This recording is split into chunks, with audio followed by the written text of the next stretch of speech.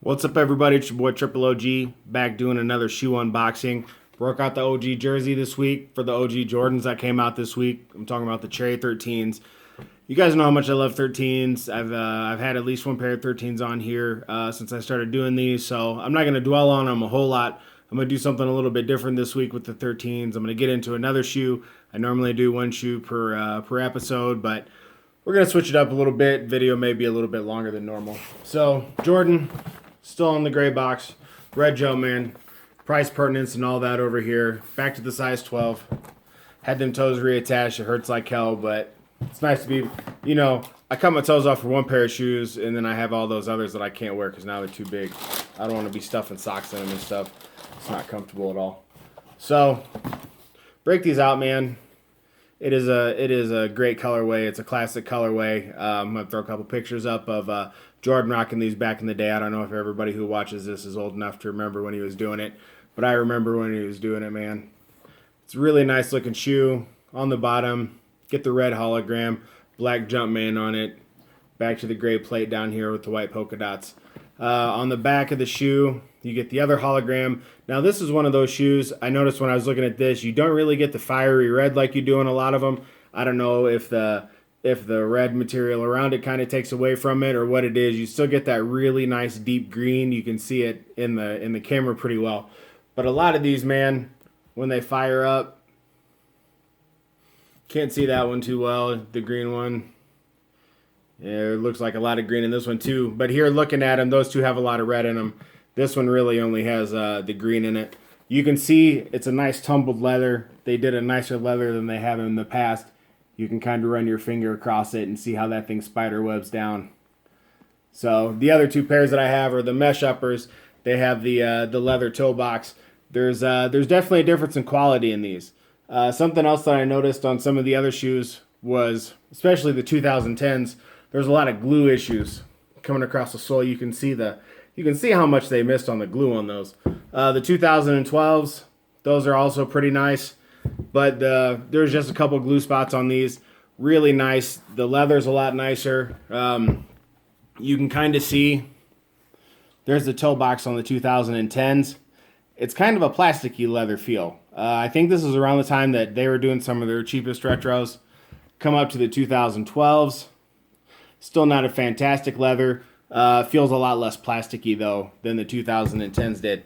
And then when you're touching these 2017s, it does feel like a nicer leather. I know the price has gone up a few bucks since the last time that they were out, but it does seem like they're making some changes in the quality of the material. Seeing a lot of people bitching about the suede on these. It's not a bad suede.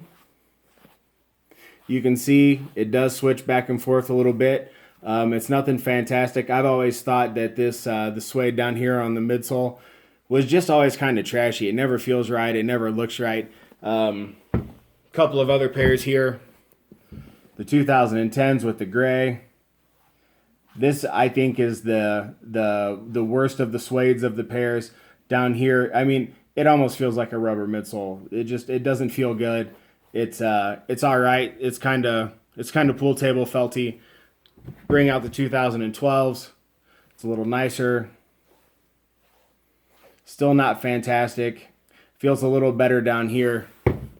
Come up to the 2017s, man. They're real decent. You can see it. You can see the color change a little bit more than you can on the other pairs. I thought it was real decent quality material. A couple of the other things that I've seen is people take issue with the overall shape of the shoe. Talking about how flat the 2017 is compared to other shoes that they've done. I personally don't think it's too bad. I'm going to show you guys the fronts and the back so you can kind of see how you feel about it.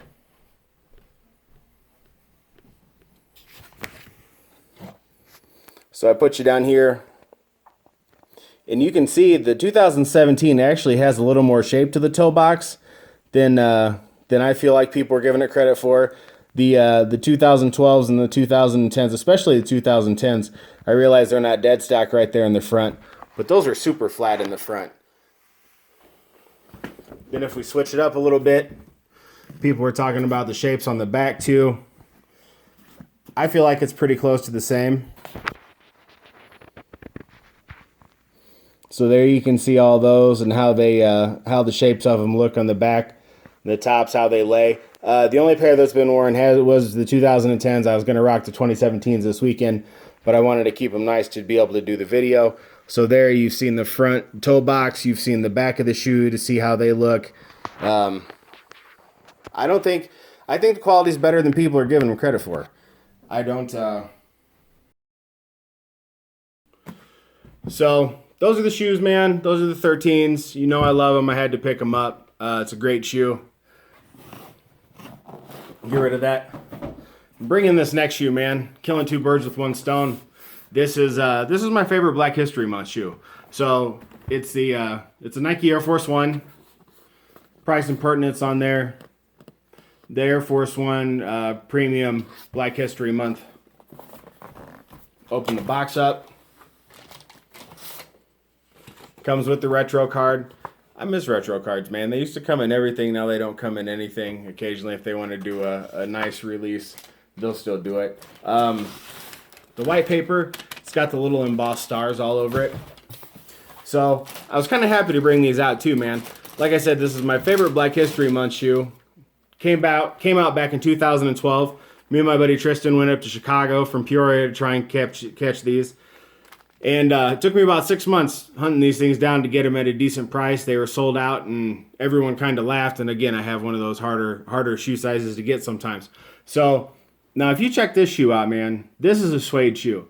It seems like the premium materials on the Air Force Ones are always superior to the materials you see on the Jordans. Now, these were a little more expensive. You saw the box there, $135 instead of the normal $90. So you've got a brown suede back here. Black swoosh. Check out that stitch, man. I love that stitch pattern. They did it on the Puerto Ricos. They've done it on a couple of other Air Force Ones. I always love it when they do that funky stitch on them. And then you have a gray suede up here. And this suede up here, man, this stuff is nice. I mean, look at the amount of color. Look at the amount of change on that. Nice and shiny. Boom. Looks completely different. The whole upper is suede, man. And it is a really nice shoe. Alternate shoelaces. You can see these laces are pretty wild, man. They're pretty loud. Kind of look like an old Coogee sweater or something. They have a pair of black laces with a pattern up on the lace tips there, if you prefer that. These are wild laces with just a black lace tip. So more or less extreme opposites depending on how you're trying to look. You got the black midsole with the red stitching. Super nice contrast for the shoe, man. And you can see from the side, you almost can't even tell what all this other stuff is that's going on in this shoe. So it looks very muted from the profile, but then when you get around to the front, it's completely different. So really nice laces. Got the Black History Month up here on the tongue. They got the silver tongue tag to go with it. Premium. Get into the inside of the shoe. Their theme that year was uplift, and you've got the Black History Month logo in there again. Down on the bottom, it's not an icy sole, it's a clear sole. It does have, I don't know, these were clear. I don't think they were ever blue. Maybe they've yellowed a bit over the 5 years I've had them. And then it's got the pattern in there too with the Black History Month right down there in the foot in the uplift there. So I've showed you four different examples of the suede that Nike's put out. This being my favorite. This being the best quality of suede that I've got on a shoe, except for maybe a pair of blue suede Air Force Ones, like the Cubs Air Force Ones. Those are really nice too. But this is a great Black History Month shoe. Wanted to get these in for Black History Month. Didn't know how I was going to do it. I came in with the suede comparison so you guys can see the difference. Triple OG, I got some more shoes coming for you guys. Sneakerheads, stay up.